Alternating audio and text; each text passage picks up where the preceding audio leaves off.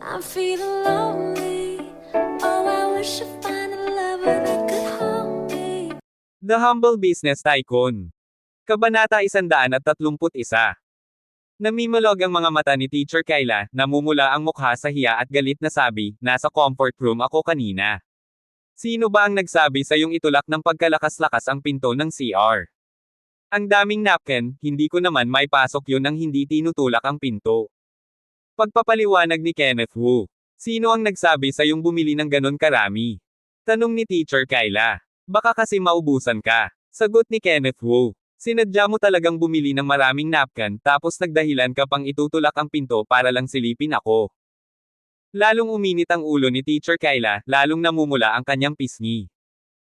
Nahihiya at nagagalit siya sa naisip na sinasamantala siya ng kanyang estudyante. Langit at lupa ang saksi, wala akong ganoong balak. Kung gagawa ako ng ganoong kabastusan sa teacher, tatamaan ako ng 5 kulog sa langit. Itinaas ni Kenneth Wu ang kanang kamay at nanumpa. Kanina, gusto ko lang naman iabot ang napkin mo, Teacher Kyla. Hindi ko naman intensyong silipin ka. Totoo namang gusto niyang makita si Teacher Kyla, pero wala siyang lakas ng loob. Napakasungit kasi ni Teacher Kyla, at nakakatakot ito sa kanya. Sinasadya mo ba talaga akong silipin? Nagduda na rin si Teacher Kyla sa kanyang hinala dahil sa sinseridad ni Kenneth Wu. Baka nga mali ang kanyang pag-intindi. Hindi talaga. Umiling-iling si Kenneth Wu. Hindi ko alam kung anong brand ng napkin ang gamit mo, Teacher Kyla, kaya bumili ako ng iba't iba. Sige na. Ayaw nang ituloy ni Teacher Kyla ang usapan. Hindi niya rin naman matiyak kung nagsisinungaling ba si Kenneth Wu, pero ayaw naman niyang maliitin ang kanyang estudyante. Pagkatapos mag-isip sandali, nagtiimbagang siya at nagtanong, tapos, nung tinulak mo ang pinto kanina, may nakita ka ba? Wala akong nakita. Sinabi ni Kenneth Wu ang totoo. Gusto niya sanang makakita, kaso napakadilim sa Cubeta. Mabuti naman. Nakahinga ng maluwag si Teacher Kyla. Nahihiya siya kung sakaling may nakita ang kanyang estudyante. Hinalma niya ang sarili. Matagal bago siya tuluyang kumalma. Salamat sa pagbili mo noon, Kenneth. Walang anuman po. Kung sakaling bibili ka ulit ng napkin, Teacher Kyla, pwede mo akong sabihin. Ahem. Namula si Teacher Kyla at umubo ng 2 beses. Magkano ba yung mga yon? Babayaran kita. Kung hindi lang emergency, kahit mamatay siya ayaw niyang magpabili ng ganoon sa kanyang estudyante, nakakahiya. Hindi naman po yun mahal, Teacher Kyla. Huwag na po. Nahihiya naman si Kenneth Wu na humingi ng bayad. Paano naman yon? Ako ang nagpabili sa'yo. Dapat mong kunin to. Kumuha si Teacher Kyla ng 100 piso sa bag. Kunin mo na to, hindi pwedeng abusuhin kita. Ayoko na po, Teacher Kyla. Kunin mo na. Ayoko talaga po. Hay nako, bata ka. Kunin mo na. Hooray! Napasigaw si Teacher Kyla, namumula na naman ang mukha sa hiya. Natarante si Kenneth Wu at paulit-ulit na nagsorry, pasensya na po, Teacher Kyla, hindi ko sinasadya. Hindi sinasadya niyang nabangga ulit si Teacher Kyla. Kenneth, kunin mo na yung pera at huwag mo nang itulak. Inis na inabot ni Teacher Kyla ang pera kay Kenneth Wu. Namumula pa rin ang kanyang mukha. Opo. Tinanggap ni Kenneth Wu ang 100 piso. Natatakot siyang mangyari ulit ang nakakahiyang pangyayari. Sige, gabi na. Umuwi na ako. Pagod na si Teacher Kyla at handa nang umalis. Hooray! Pagkalakad pa lang niya ng 2 hakbang, napasigaw siya sa sakit at napaupo sa sahig, hawak ang kanyang tiyan. Nag-aalalang lumapit si Kenneth Wu, Teacher Kyla, anong nangyari? Ayos ka lang po ba? Masakit. Ang tiyan ko. Pawis na si Teacher Kyla, namimilipit sa sakit. Naawa si Kenneth Wu, Teacher Kyla, tiisin niyo lang po. Ihahatid ko na po kayo sa ospital. Huwag na. Ang sakit kaya, paano naman po kayo hindi pupunta sa ospital? Ganito naman lagi. Tuwing may dalaw. Wala ring silbi ang pagpunta sa ospital, aray. Dysmenorrhea. Medyo nalilito si Kenneth Wu. Tapos, ano po ang gagawin natin? Magpapahinga lang ako sandali, mawawala rin to. Tumalikod si Teacher Kyla. Ayaw niyang ipakita ang kanyang kahihiyan sa estudyante. Teacher Kyla, grabe naman po yung sakit nyo. Huwag na po kayong umuwi. Dito na lang po kayo sa bahay namin magpalipas ng gabi. Malaki naman po ang bahay namin. Suhestyon ni Kenneth Wu. Ganun ba? Gusto pa sanang tumanggi si Teacher Kyla, pero hindi nga siya makakauwi sa lagay na iyon. Tumango siya. Sige. Halina po, tutulungan ko po kayong umakyat. Sinuportahan ni Kenneth Wu si Teacher Kyla at sumakay sila ng elevator. Pagkapasok sa guest room, agad na nagtimpla si Kenneth Wu ng maiinit na tubig. Teacher Kyla, uminom po kayo ng tubig. Sige. Uminom si Teacher Kyla. Pagkatapos ay nahiga sa kama at hinawakan ang kanyang tiyan. Pinunasan ni Kenneth Wu ang pawis sa noo ni Teacher Kyla. Nakakapanghinayang po, Teacher Kyla. Gusto ko pa namang tulungan kayong maibsan ang sakit. Nakaramdam si Teacher Kyla ng kakaibang init sa puso. Unang beses na may nag-aalala sa kanya. Huwag kang mag-alala, okay lang ako. Magiging okay din ako agad. Tumalikod siya at nahiga. Maya-maya, nawala na ang sakit. Bumalik na siya sa dati niyang anyo. Pero medyo mapatla pa rin siya. Bumangon si Teacher Kyla. Salamat sa pag-aalala mo, Kenneth. Okay na ako. Okay na po. Muntik na po akong mamatay sa takot. Nakahinga rin ng maluwag si Kenneth Wu. Unang beses niyang makitang may dysmenorrhea, at hindi niya inakala na ganoon kasakit. Umuwi na po ako. Kumuha ng bag si Teacher Kyla at handa nang umalis. Hinarang siya ni Kenneth Wu. Teacher Kyla, gabi na po at delikado ang daan. Baka bumalik pa ang sakit. Dito na lang po kayo magpalipas ng gabi. Dito. Teacher Kyla, huwag po kayong mag-alala. Basta huwag niyo na lang akong tawagin, pangako, hindi ako papasok sa kwarto. Sige na. Pumayag si Teacher Kyla. Gabi na nga, at baka magkaroon pa siya ng emergency. At hindi naman siya nag-aalala kay Kenneth Wu, mabait naman ang estudyante. Kabanata 132. Tahimik ang gabi. Kinabukasan, maaga si Kenneth Wu. Bumili muna siya ng almusal para kay Teacher Kyla, at saka pinasundo ang dalawa kay Uncle Fugi. Bago pa makarating sa gate ng paaralan, nagmadali si Teacher Kyla, Kenneth, para na po tayo. Dito na lang ako. Bakit po dito na tayo bababa? Nagtatakang tanong ni Kenneth Wu. Baka kasi makita tayo ng mga kaklase mo. Hindi maganda ang chismis, mahinang paliwanag ni Teacher Kyla. Ayaw niyang malaman ng iba na nagpalipis siya ng gabi sa bahay ni Kenneth Wu. Masisira ang kanyang reputasyon. Sige po. Hindi na nagpumilit si Kenneth Wu, at agad na pinahinto si Uncle Fugi. Pagkababa ng sasakyan, inayos ni Teacher Kyla ang buhok niya at mayanhing nagsabi, Kenneth, salamat sa pag-aalaga mo kagabi. Wala pong problema. Siguraduhin mong papasok ka sa klase ng maayos at huwag nang mag-cutting. Opo, hindi na po ako mag-cutting. Mabuti naman. Pagkasabi ni Teacher Kyla, tumalikod na siya at naglakad papuntang North Gate ng paaralan. Napangiti si Kenneth Wu at umiling. Pinapasok na niya ang sasakyan sa paaralan. Pagkababa, agad siyang pumasok sa klase. Para matugunan ang inaasahan ni Teacher Kyla, nag-aral ng mabuti si Kenneth Wu. Sinulit niya ang mga natitirang araw para makahabol sa mga aralin. Napansin ito ni Teacher Kyla, at napangiti pa nga ito paminsan-minsan. Tanghali, niyaya ni Kenneth Wu sina Weldon Jiang at Tyler Sun na kumain sa kantin. Sumunod naman si Howard Wang, at sunod-sunod ang papuri at pag-aalok nito ng tulong. Naiirite si Kenneth Wu pero hindi na siya nagsalita at dinala na niya ang tatlo sa kantin. Habang masayang nag-uusap at kumakain ang tatlo, mayroong kaguluhan sa kantin na nakakuha ng atensyon ng maraming estudyante. Kenneth, tingnan mo? Si Megan Lee yata yon. Nakangiting sabi ni Weldon Jiang. Pagkarinig nito, napatingin ang lahat. Nakita nila na nag-aaway sina Megan Lee at Eric Zhao. Pinakinggan ni Kenneth Wu ang pag-aaway nila at nabanggit pa nila ang kanilang mga pangalan. Pagkatapos ng ilang pagtatalo, tinulak ni Megan Lee si Eric Zhao at mabilis na naglakad papunta sa kanila. Sumunod ang mga mata ng mga kaklase kay Megan Lee. Habang papalapit si Megan Lee, nagtaka si Weldon Jiang, Kenneth, kay Kenneth ka ba pupunta? Oo nga yata. Sang-ayon ni Tyler Sun. Hindi nila akalain na nag-aaway pa sina Megan Lee at Eric Zhao, tapos mabilis na pumunta kay Kenneth Wu. Ano kaya ang gusto nito? Sa panunood ng lahat, lumapit si Megan Lee kay Kenneth Wu at mahinang nagmakaawa, Kenneth, humihingi ako ng tawad. Patawarin mo na ako. Hindi ko dapat ginawa sa'yo yun noon. Hindi ko dapat sinaktan ang pagkatao mo. Nakaraan na yon. Kalmadong sabi ni Kenneth Wu. Kenneth.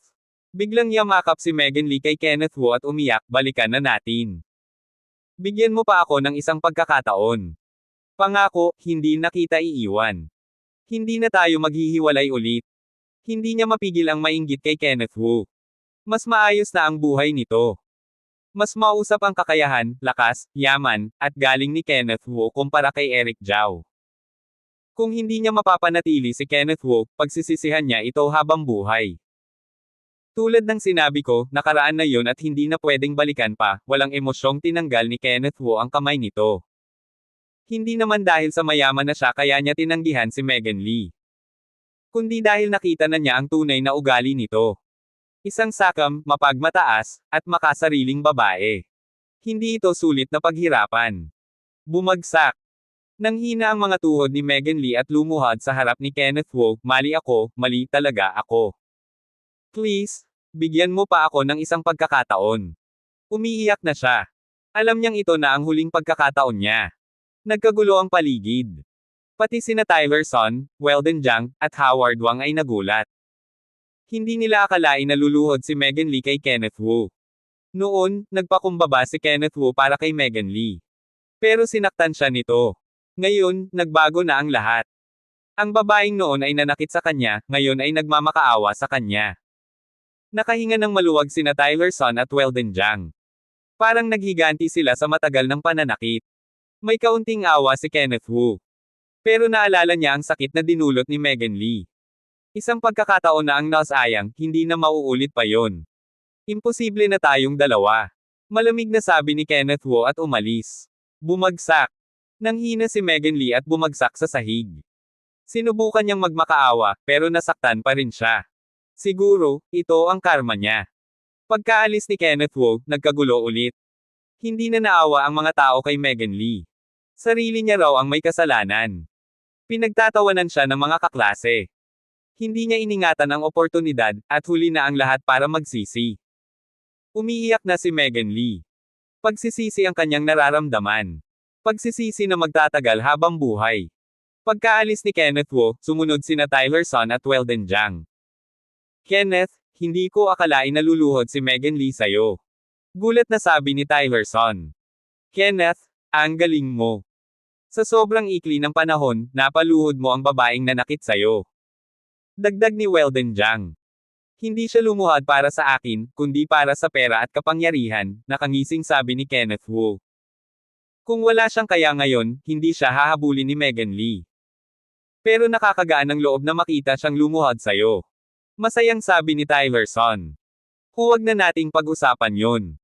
Nagbago ng topic si Kenneth Wu. Hindi pa tayo tapos kumain. Sa ibang lugar na lang tayo kakain. Sabay-sabay silang umalis, at sumunod si Howard Wang, patuloy sa pag-aalok ng tulong. Kabanata 133. Hindi nakalayo ang tatlo nang makita nila si Eric Zhao na may ilang kasama na hamarang sa kanilang daraanan. Sa mga oras na ito, mukhang nag-aapoy si Eric Zhao sa galit, parang na-trigger ang isang pulbere. Bakit niling si Megan Lee para sa'yo? Nagngangalit na tanong ni Eric Zhao, parang isang mabangis na hayop. Kung ano ang nangyari sa amin, wala kang pakialam dyan, sagot ni Kenneth Wu at sinubukan na lang itong baliwalain. Huminto ka. Pinahaba ni Eric Zhao ang kanyang katawan at hinaronggan ang daan ni Kenneth. Bakit gusto mong umalis na parang wala lang? Ano bang gusto mong gawin? Ha? Nagngangalit si Eric Zhao habang kumagat ng kanyang mga ngipin. Gusto ko lang malaman, ano bang meron ka na wala ako? Kaka-argumento lang nila ni Megan Lee sa kantin. Tinawag siya nitong walang silbi at sinabing hindi siya makakapit sa daliri ni Kenneth Wu. Nang makitang nakaluhod si Megan Lee kay Kenneth sa harapan ng maraming tao, nagalit ito at dinala ang ilan sa kanyang mga kasama upang maghayganti kay Kenneth. Pinapayuhan kita na umalis na. Masama ang makaalam ng mga ganitong bagay, mahinahong payo ni Kenneth Wu. Ngayon, ituturo ko sa'yo ang leksyon na nararapat para kay Megan Lee. Pagkasabi nito, tinawag niya ang dalawang kasama sa likuran niya, sabay-sabay tayo, ihandog ang leksyong ito sa batang ito. Oo. Dahil sa utos, unti-unting lumapit ang dalawang kasama kay Kenneth Wu. Si Sun Xiaohao at Weldon Jiang naman ay walang pag-aalinlangan na lumapit kay Kenneth, handang tumulong. Kayang-kaya ko ang dalawa. Maghintay na lang kayo at manood, sabi ni Kenneth Wu, at siya mismo ang sumugod sa mga bully. Matagal na rin siyang nagsanay, at malaki na ang pinagbago ng kanyang bilis at lakas. Nang hindi nakapaghanda ang kanyang mga kalaban, itinok ang kanyang kamao at tumama ito sa dibdib ng bully sa kaliwa. Pagkatapos, sinipa niya ang bully sa kanan at tinamaan ito sa siko. Sa ganitong paraan, madaling nawasak ni Kenneth Wu ang dalawang bully, parang naglalaro lang at walang hirap. Nakapagtataka si Sun Xiaohao, Weldon Jiang, at Howard Wang, lahat ay nakatingin kay Kenneth Wu na para bang isang halimaw. Hindi nila akalain na ang dating binubuli ay biglang naging ganito kalakas. Ang laban na iyon ay nagpakita ng napakagandang lakas na tila may propesyonal na pagsasanay. Doon lang nila napagtanto na hindi lang si Kenneth Wu ang mayaman, kundi nagbago na rin ang kanyang pagkatao. Ngayon, hindi na si Kenneth Wu ang batang binubuli, kundi isang nakakabahalang lalaki na puno ng lakas. Si Eric Zhao ay natakot, ang kanyang katawan ay humihigpit at pawis ay tumutulo sa kanyang noo. Hindi niya inaasahang magiging ganito kalakas si Kenneth Wu. Dati, nang binubuli niya si Kenneth Wu, akala niya ay napakamahina nito na hindi makakatayo sa isang suntok. Ngunit ngayon, nagbago na ang lahat. Si Kenneth Wu ay naging napakalakas, isang ganap na pagbabago. Anong gusto mo? Laminggalinga si Kenneth Wu at nang-aasar. Hindi na akong makipag-away sa'yo, naisip ni Eric Zhao at iniiwasan ang kanyang mga mata, nagpa siya ng umalis. Nag-uumapo si Kenneth Wu, huwag kang magmadali. Mula nang nagbigay ka ng oportunidad, oras na para ayusin ang mga luma at bagong utang mo sa akin. Anong gusto mong mangyari? Ikaw na ang baalang manghula. Baka mas mabuti pang huwag mong gawing masama. Ah! Tumama ang isang malakas na suntok sa mukha ni Eric Zhao, napasigaw ito sa sakit. Hindi nagpahinga si Kenneth Wu at patuloy na lumapit, Student Eric Zhao, dapat sana ay inisip mong darating ang araw na ito. Pagkatapos ay inihanda niya ang kanyang paa para sa isang malakas na sipa. Huminto. Sa sandaling ito, may narinig silang mahinang sigaw mula sa likuran. Nang lumingon, nakita nila ang isang babae na may ponytail na nakatingin sa kanila ng masama, ang kanyang magagandang mata ay litaw na nagagalit. Akala ni Kenneth Wu ay isa siyang kaibigan ni Eric Zhao, kaya tiningnan niya ito ng ilang sandali at hindi na nagbigay pansin. Nang nagpa siya siyang ipagpatuloy ang pagsasanay sa Eric Zhao, muling sumigaw ang babae, sinabi kong huminto ka, bingi ka ba? Wala kang pakialam dito, umalis ka na, mahinahong sagot ni Kenneth Wu, at sinugod na niya si Eric Zhao ulit. Isang suntok, dalawang suntok. Sa ikatlong suntok, biglang sumugod ang babae, itinaas ang kanyang mahahabang binti at tinamaan si Kenneth Wu. Buti na lang at mabilis ang reaksyon ni Kenneth Wu at nakaiwas, sabay tingin sa babae ng may pagmamasid. Hindi siya makapaniwala na hindi lamang maganda ang babae, kundi may angking galing din sa pakikipaglaban. Mabilis ang kanyang mga galaw, at sa unang tingin ay tila siya ay may propesyonal na pagsasanay. Hindi niya akalain na ang babae ay isang trainer. Napakabihira ng isang babaeng katulad mo na maganda at marunong makipaglaban, sabi ni Kenneth Wu habang tinitingnan ang babae. Nagsalita na ako ng maraming beses na huwag kang makialam, malamig na sagot ng babae, ang kanyang mga mata ay tumitig ng masinsinan. Gusto kong makita kung gaano kakagaling, sinadyang pinatindi ni Kenneth Wu ang sitwasyon. Nagpapakamartir ka, malamig na sinagot ng babae at sinugod siya ng isang suntok. Parang malakas ang suntok pero hindi ito nakakabali. Agad na nablock ni Kenneth Wu ang suntok at sinabi, Miss, kulang ka sa lakas. Akala ko kayang-kaya mo pa rin to, ang babae ay nag-atras ng kanyang kamao at tumama ng sipa kay Kenneth. Damn! Naisip ni Kenneth Wu at mabilis na umiwas sa kanan, sabay abot sa kanyang binti. Unti-unting itinaas ang binti habang nakangiti at sinabing, Miss, hindi matatag ang iyong base nang umatake ka, medyo mabagal, kaya madali kang makontrol. Hayop ka, bitawan mo ako. Nagalit ang babae.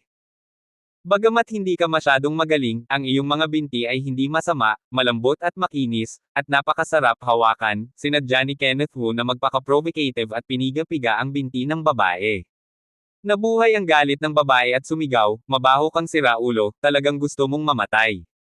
Bitawan mo ako. Huwag kang ma-excite, miss. Ngumiti si Kenneth Wu at dahan-daang binitawan ang mahahabang binti ng babae. Pagkatapos makawala, ang babae ay parang isang tigre na nagalit, sunod-sunod na sinugod si Kenneth Wu, ang mga galaw nito ay malakas at mabilis, pero kaunti ang kawalang kasiguraduhan. Damn, naglalaro ka talaga, sabi ni Kenneth Wu habang mabilis na umiwas at sinubukang labanan ang babae. Sa ganitong laban, mas maganda ang ibinangga ni Kenneth Wu, unti-unting nakontrol ang babae. Nakatitig si Tyler Son, Weldon Jiang, at Howard Wang na may interes. Nakikita nilang nakikipaglaban si Kenneth Wu sa magandang babae, tila sabik ang lahat. Hindi maiiwasang magselos ni Kenneth Wu, na parang sinasamahan ng babaeng ito. Matapos ang laban, nagalit ang babae at sumigaw, "Hayop ka, talagang walang hiya ka." Habang umaatake, hindi maiiwasan na madikit ang kanilang mga katawan, at hindi maiiwasang mapagsamantalahan. Kabanata 134. Miss, ikaw ang nag-umpisa, sabi ni Kenneth Wu habang nakangiti kay Rowena Su, may ngiti sa kanyang mga labi na tila walang masamang intensyon. Hinailan ni Rowena Su ang kanyang magulong damit at may pang-uyam na sinabi, "Wala akong nakitang ganitong kaloko na tao." "Kung wala ka ng ibang sasabihin, mauuna na ako," sabi ni Kenneth Wu habang pinapahid ang kanyang buhok at nag-wave na parang aalis na. Ngunit paglingon niya, naharang siya muli ni Rowena Su. Tumaas ang kilay ni Rowena Su at malamig na sinabi, "Bakit parang walang nangyayari? Hindi ka makakaalis. Hindi mo na ako matatalo ulit, anong gusto mo?" Sabi ni Kenneth Wu habang nakalagay ang mga kamay sa kanyang bulsa, nakatingin kay Rowena Su nang may pang-aasar. "Palakihin mo ang mga mata mo at tingnan itong mabuti." Nang matapos si Rowena Su, inilabas niya ang isang ID mula sa kanyang bulsa at lumapit ng bahagya. Rowena Su. Mabilis na nalaman ni Kenneth Wu ang pangalan at edad ng babae. Si Rowena Su ay 25 taong gulang. Nang mabasa niya ang laman ng ID, siya ay nabigla. Nakatitig siya kay Rowena Su na may seryosong mga mata at hindi maiwasang magsalita, "Ikaw. Pulis ka." Doon niya lang naisip na ang ID na inilabas ng babae ay badge ng pulis. "Oo." Tinaas ni Rowena Su ang kanyang ulo at malamig na sinabing, "Ako ay pulis ng Dongcheng Police Station." Putang ina. Naisip ni Kenneth Wu. Akala niya ay isang tulong lamang ang babaeng ito, ngunit hindi niya inasahan na isa pala siyang pulis sa distrito ng Dongcheng. Hindi niya akalain na makikipag-aksyon siya sa isang pulis, at sa katunayan ay nahawakan pa ang babae. Parang sinaksak niya ang pugad ng putakti. Nagtataka sina Tyler Son, Howard Wang, at Weldon Jiang. Hindi sila makapaniwala na pulis nga ang babaeng ito. Naisip nilang mabuti, nag-aalala para kay Kenneth Wu. Ang pag-atake sa pulis ay hindi biro. "Sumama ka sa akin," utos ni Rowena Su habang ibinaba ang badge ng pulis at pinanatili ang kanyang posture bilang pulis. Kakatapos lang ng kanyang shift at papunta na sana siya sa palengke para bumili ng gulay. Nang makita niyang may nag-aaway, nagmadali siyang lumapit upang pigilan ito. Ngunit hindi niya inasahang hindi makikinig ang batang ito at makikipag-aksyon pa. Ang mas nakakainis pa, tila pinagsasamantalahan siya nito. Naiinis siya sa kanyang naiisip habang naaalala ang naisip na paghawak ni Kenneth sa kanya. "Nasaan ka pupunta?" Tanong ni Kenneth Wu na medyo kinakabahan. "Shut up. Tiyak na susunod ka sa akin sa police station. Saan ka ba gustong pumunta?" Galit na sabi ni Rowena Su. "Police officer, Rowena. Huwag nang magbiro."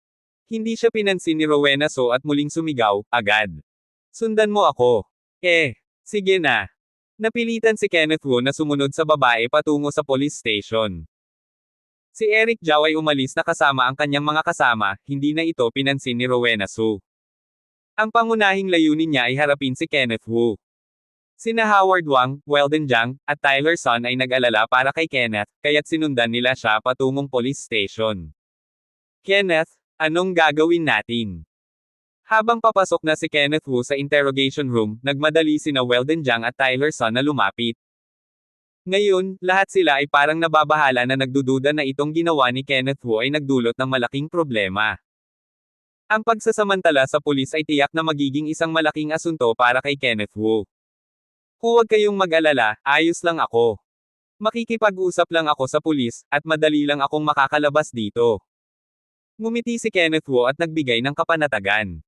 Kanina pa siya nag-text kay Yasmin Long sa daan papunta dito. Alam ni Yasmin Long kung ano ang dapat gawin. Sa tulong ng kanyang pamilya, naniniwala siyang madali lang siyang makakalabas dito. Pero, hindi natapos nina Weldon Jiang at Tyler Son ang kanilang sinasabi nang putulin ni Kenneth Wu, "Sige, maghintay lang kayo dito, lalabas ako agad. May gusto akong malaman, walang daan."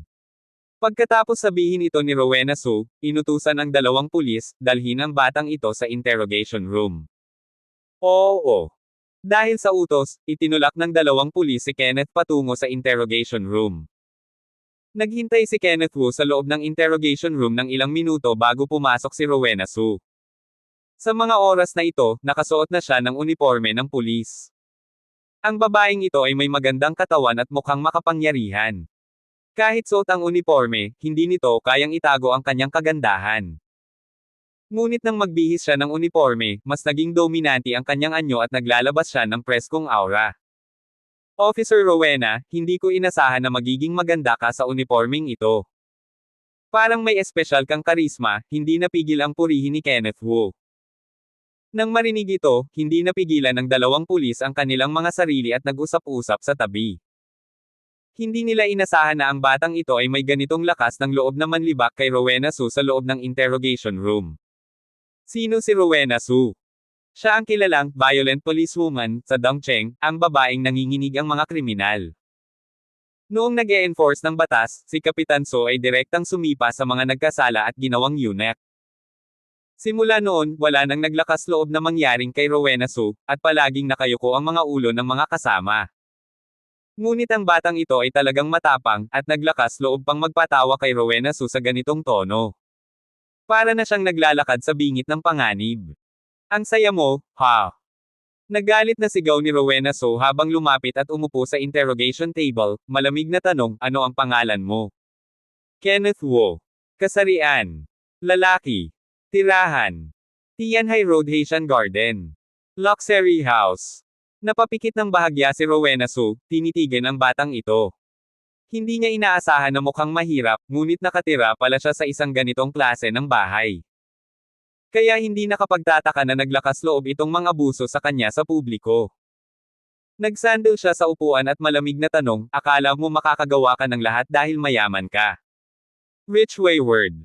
Willful your sister." Lalong nagalit si Rowena Su sa narinig. "Sinasabi ko sa iyo, bakit ka nakipag-away? May nagbuhat sa akin, at ito ay isang lehitimong depensa. Isama mo ang away, bakit mo ako pinagsamantalahan?" Malamig na tanong ni Rowena Su. Pagkatapos niyang sabihin ito, hamangin ang dalawa pang pulis at napatingin kay Kenneth Wu na para bang monster. Hindi nila inasahang ang batang ito ay magkaroon ng ganitong lakas ng loob na mang-abuso sa isang pulis. Grabe naman ang katapangan. Ngunit hindi napigilan ng dalawang pulis na humanga kay Kenneth Wu. Tanging siya lamang ang naglakas loob na mang-abuso kay Officer Rowena Su. "Officer Rowena Su, kailan ko ba pinagsamantalahan ka?"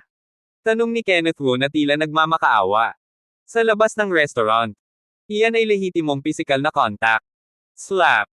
Pinaigting ni Rowena Su ang lamesa at itinuro si Kenneth sa ilong, "Ikaw ay isang bastardo, isang hayop."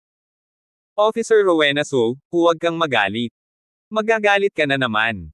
Madali kang tatanda at may irregularity sa iyong buwan. Ikaw. Nakita ang ngiti ni Kenneth Wu, napakabigat ng kanyang dibdib. Hindi niya kayang talunin ang batang ito, kundi kung hindi, tiyak na pinagsakluban siya nito ng galit.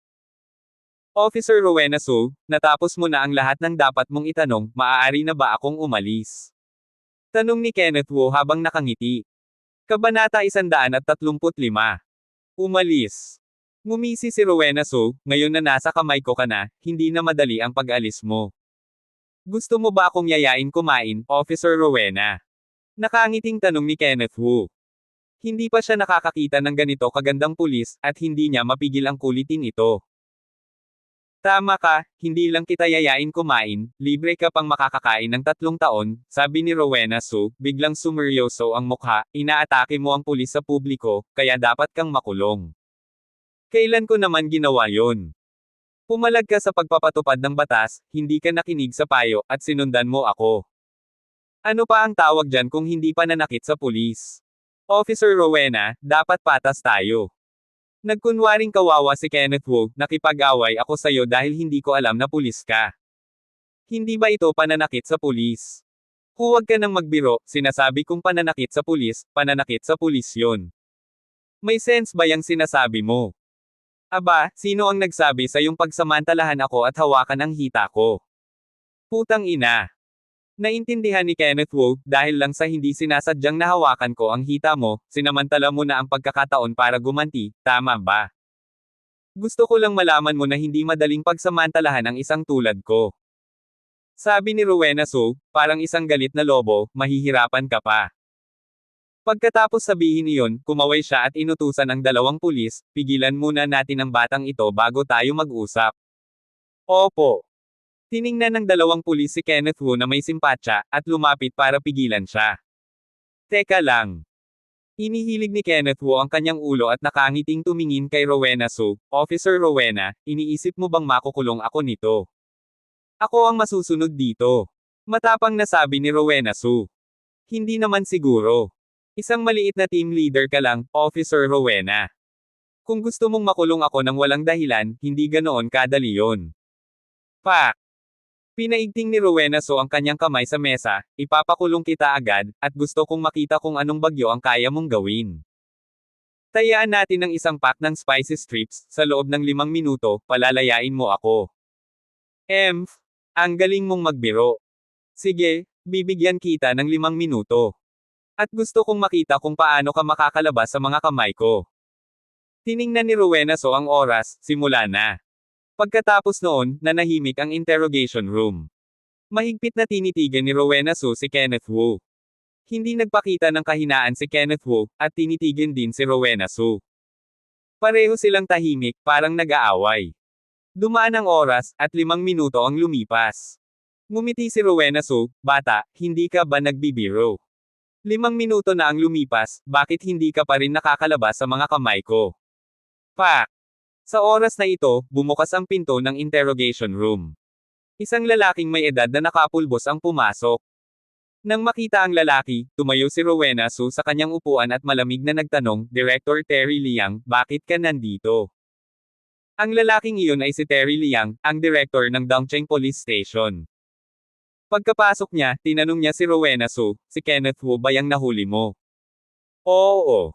Palayain mo na siya. Diretsyong sabi ni Terry Liang. Ha! Nabigla si Rowena So at nagpaliwanag, nakipag-away si Kenneth Wu sa kalye, at pinigilan ko siya. Pero sinaktan niya ako at pinagsamantalahan. Ano pang mga sinasabi mo, palayain mo na siya. Director Terry Liang, bukas na sinaktan ni Kenneth Wu ang pulis. Palayain mo na siya. Impasiyenteng sabi ni Terry Liang. Opo. Tumango si Rowena So at inutusan ang dalawang pulis, palayain niyo na ang batang ito. Ayaw niyang palayain ang batang ito, pero dahil sa galit ni Director Terry Liang, wala na siyang nagawa. Kung tutuusin, hindi naman gaanong malaki ang kasalanan ng batang ito. Ang plano niya ay hulihin ang batang ito para takutin, at turuan ng leksyon para maibsan ang kanyang galit. Pero dahil dumating si Terry Liang, wala na siyang nagawa. Salamat, Director Terry Liang. Nang makalaya si Kenneth Wu, nagpasalamat siya kay Terry Liang at tumingin kay Rowena Su, Officer Rowena Su, sinabi ko na sayo na palalayain mo ako, naniniwala ka na ba? Ikaw. Napangiwi si Rowena Su, pero wala na siyang nagawa. Sayang naman ang ganda ng katawan mo, Officer Rowena Su, at hindi ka marunong makipaglaban. May oras pa para turuan kita ng ilang tricks, nakangising sabi ni Kenneth Wu at naglakad palabas ng interrogation room. Ikaw. Nakita ang pagmamayabang ni Kenneth Wu, nanginginig ang labi ni Rowena Su, at matagal bago siya nakapagsalita, bata, huwag ka nang mahuhuli sa akin ulit, kung hindi, malalaman mo kung paano ako gumanti. Pag-uusapan natin yan kung magkikita pa tayo ulit. Lumingon si Kenneth Wu at kumandat kay Rowena Su, ngumiti ng nakakaloko, at mabilis na umalis. Pak! Pinaigting ni Rowena So ang lamesa, halos sumabog na ang kanyang puso. Ito ang unang beses na may manggahas na mang-asar sa kanya ng ganito. Gusto na niyang mawala ang batang ito. Nang makalayo na si Kenneth Wu, hindi niya napigil ang tanungin si Director Terry Liang, Director Terry Liang, bakit mo pinayagan na umalis si Kenneth Wu? Anong kasalanan ang nagawa niya? Tanong ni Terry Liang. Siya. Bago pa makapagsalita si Rowena Su, pinutol siya ni Terry Liang, huwag mo nang sabihin na sinaktan niya ang pulis. Hindi niya alam na pulis ka bago kanya sinaktan. Bago pumasok sa interrogation room, nalaman na niya ang detalye ng sitwasyon. Pero, pinagsamantalahan niya ako. Nag-blush si Rowena Su. Iyan ay dahil sa kamalasan mo. Kahit na pinagsamantalahan ka niya, sisihin mo na lang ang iyong malas.